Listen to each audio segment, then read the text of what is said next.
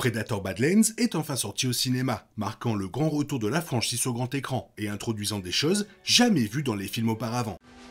Allons, c'est l'heure de l'histoire, mon poulet au miel. On ouvre les petits volets. Cœur vaillant, œil sur la balle, on ne peut pas perdre.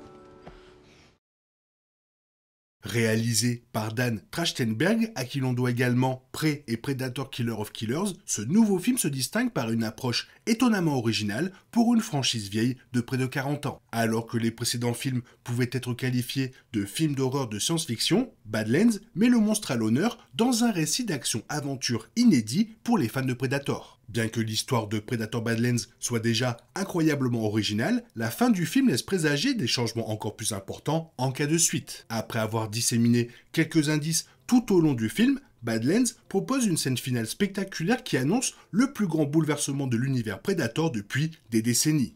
38 ans après la sortie du premier Predator, la franchise s'apprête enfin à dévoiler au public quelque chose d'inédit. Et même si ce changement est parfaitement logique, il faudra peut-être un temps d'adaptation pour certains fans de la franchise. Premier film Predator à mettre en scène le Predator en tant que protagoniste, Badlands explore la culture Yoja bien plus en profondeur que tous les précédents films. On y découvre que les Yoja sont très semblables aux anciens Spartiates, qui privilégiaient la force avant tout. Dec fait fréquemment référence au code de son espèce, dont les préceptes visent tous à se renforcer et à éliminer toute faiblesse. Cela implique notamment que les clans Yoja éliminent leurs membres les plus faibles, à l'instar des Spartiates qui éliminaient les enfants nés avec des anomalies. Dec, le plus faible de son clan, est pris pour cible dès le début du film et ne doit sa survie qu'à l'intervention de son frère qui refuse de le tuer sachant qu'il est capable de grandes choses.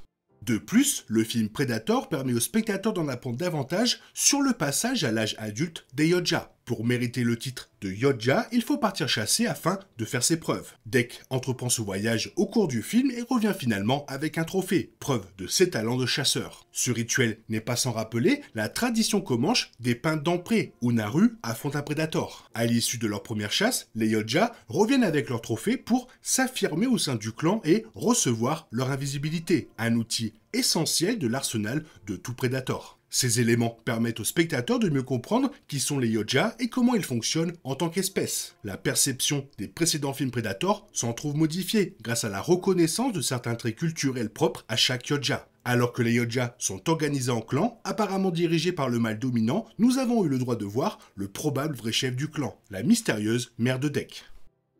Le film réserve une fin surprenante que peu de spectateurs avaient anticipée. Dans le troisième acte, Dec et sa compagne de voyage Tia, une synthétique Weyland Yutani, parviennent à s'en sortir sur Gemma, surnommée la planète de la mort. La scène finale se déroule quelques temps plus tard, après que Dec a réparé son vaisseau. Dec et ses compagnons retournent sur Yoja Prime où il se venge de son père, qui l'a exilé et a tué son frère au début du film. Après un long combat, Dec vainc et exécute son père, obtenant enfin son invisibilité et prouvant sa valeur au clan qu'il a exilé. L'écran devient noir, puis l'image réapparaît pour une dernière scène avant le générique. Quelques instants après avoir vaincu son père en duel, Dec aperçoit un vaisseau à l'horizon. Lorsque Tia se demande de qui il s'agit, Dec révèle qu'il s'agit de sa mère.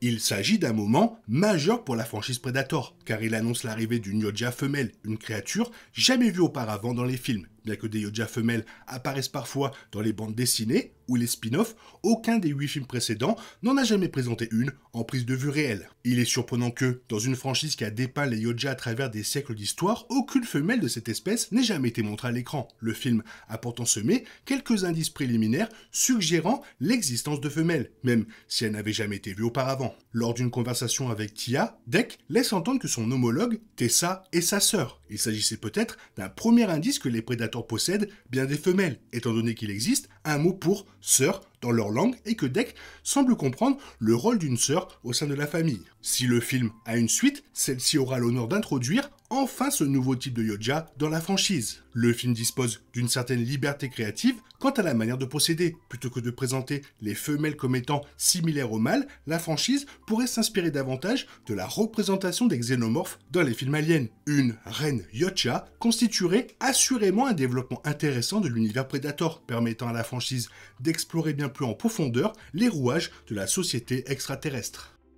Bien que les caractéristiques varient selon les bandes dessinées ou les jeux vidéo, les Yoja femelles sont généralement considérées comme plus grandes, plus rapides, plus intelligentes et plus féroces que leurs homologues mâles. Là où les prédateurs mâles traquent, planifient et jouent presque avec leur proie, les prédateurs femelles tuent de manière beaucoup plus directe, utilisant leur vitesse, leur taille et leur agilité supérieure pour imposer leur volonté à leur ennemi. Dans plusieurs œuvres, les Yoja vivent dans une société matriarcale, où les femelles Yoja détiennent le véritable pouvoir. Dans Predator Badlands, la crainte et l'attention que le fils et les autres membres du clan portent à la mère de Deke laissent penser que ce pourrait être le cas dans l'univers cinématographique développé par Trachtenberg.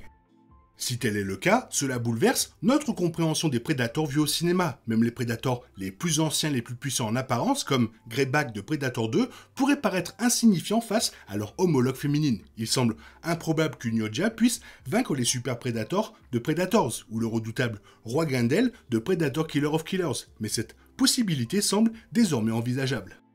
Predator Badlands enrichit la franchise comme aucun autre film auparavant. Non seulement il explore plus en profondeur l'espèce Yoja, mais laisse également entrevoir l'avenir des Predators de manière captivante. Un plan semble se dessiner autour des récents films de la franchise, une intrigue se révélant progressivement qui promet de bouleverser tout ce que le monde croit savoir sur les Yoja. Dans une interview, Dan Trachtenberg a indiqué que l'avenir de la franchise Predator, sous sa direction, était incertain. Il a toutefois précisé qu'un autre projet l'enthousiasmait particulièrement, lui et son équipe, alors qu'il préparait 2 blockbusters consécutifs pour 2025. Il a même déclaré: après près, alors que je réfléchissais à la suite, les idées pour Badlands, Killer of Killers et un troisième projet étaient tout aussi enthousiasmantes les unes que les autres. L'idée de réaliser ce troisième projet serait donc un véritable bonheur. Lors des interviews pour Badlands, Trachtenberg a laissé entendre qu'il était impatient de se lancer dans le troisième film. Bien qu'aucun détail ne soit encore disponible, il a affirmé qu'il s'agissait d'une idée inédite, explorant le personnage et l'univers du Predator sous un angle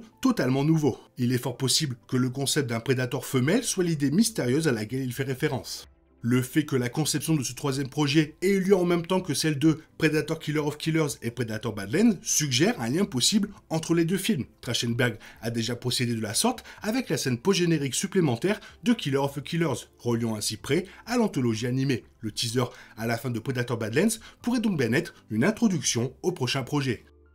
Le prochain film Predator n'a pas encore été annoncé, mais l'accueil très chaleureux réservé à Badlands laisse présager un retour des Yoja. La fin du film suggère une autre première pour la franchise, le prochain opus pourrait être une suite directe. Depuis Predator en 1987, chaque film de la franchise est un projet indépendant, avec de nouveaux personnages et une intrigue unique. Aucun personnage n'est jamais réapparu dans un film ultérieur, mais cela pourrait bientôt changer. Badlands laisse clairement présager la suite des aventures de Deke et Tia, suggérant leur retour dans le prochain film. Une suite explorera probablement davantage la relation complexe de Deke avec sa famille, notamment avec l'arrivée de sa mère à bord de son vaisseau.